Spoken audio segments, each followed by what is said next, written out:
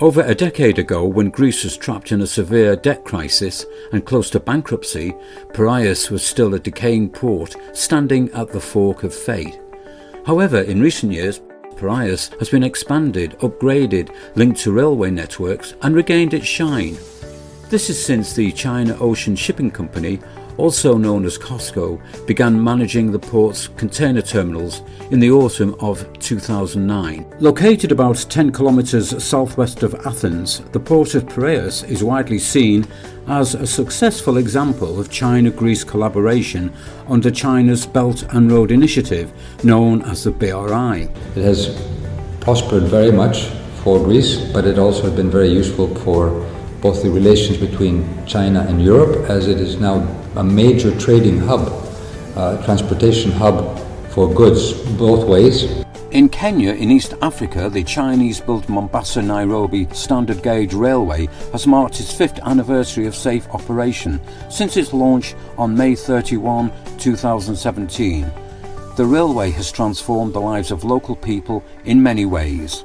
We welcome this initiative in East Africa because that way not only improving the infrastructure levels in East Africa, but it's likely to increase the volumes of trade. Examples like Greece's Piraeus port and the Mombasa-Nairobi standard gauge railway are just part of the achievements made under BRI. Since its inception in 2013, the initiative is providing enormous opportunities for countries around the world to improve infrastructure, connectivity, boosting economies, creating jobs and enhancing people's livelihoods. However, as the BRI is widely acknowledged to be an open platform for cooperation and a public good for regional and global economic development, some Western countries have alleged that it has created a so-called debt trap. In May, Harry Verhoeven, a US scholar at Columbia University in New York, and Nicholas Lipolis, a British scholar at the University of Oxford, jointly published a new study.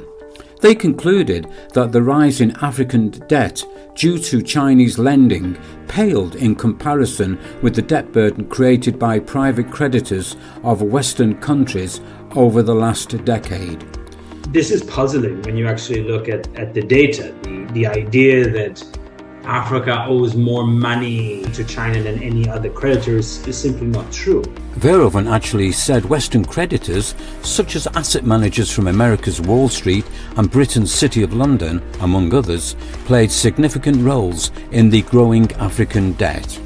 Many African states have issued sovereign bonds, in many cases for the first time in their history. Those have been snapped up either by domestic actors or, very importantly, by asset managers on Wall Street in the City of London or in Frankfurt.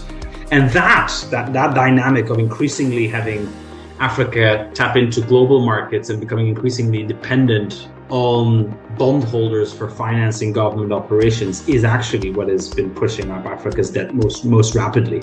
Honestly, I believe every country needs to be able to borrow to invest. African countries and Kenya has borrowed because there is need to invest, there is need to grow. As far as I am concerned, this money did not only come from China. We have so many other multilateral lenders, the IMF, the World Bank, and the African Development Bank. We have other bilateral lenders, Japan, USA. It is not only from China. There is no empirical data to support this debt trap diplomacy. It's based on more of a Western-centric worldview.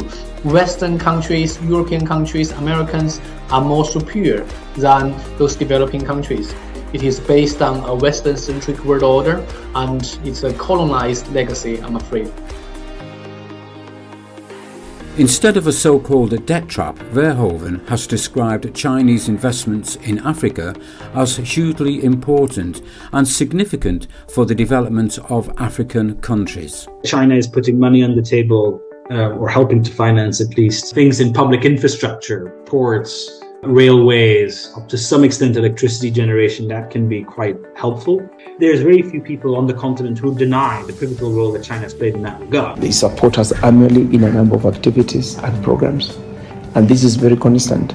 So China has been a very reliable partner, reliable strategic partner when you come to the programs of the East African community. According to a report from the World Bank, by 2030, BRI transport projects can help 7.6 million people come out of extreme poverty and 32 million people to get rid of moderate poverty globally.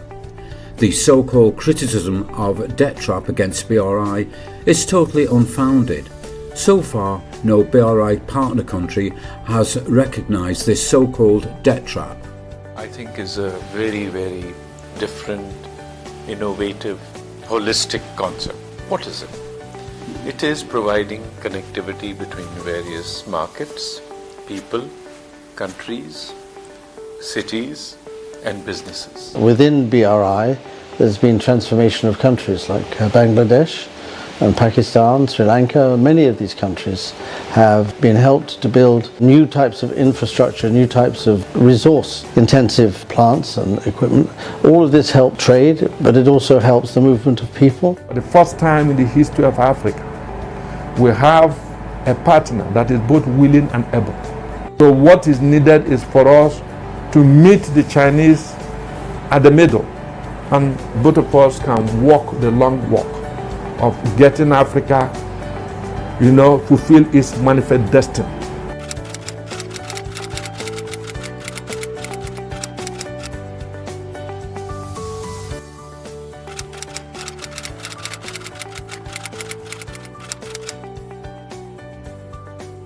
This initiative came and called for the multilateralism and partnership and called for a globalization that depends on the cooperation between all global governments. To me, the Belt and Road Initiative is China's version for globalization, and the Belt and Road Initiative is a tool to deliver this Chinese version of shared future for mankind.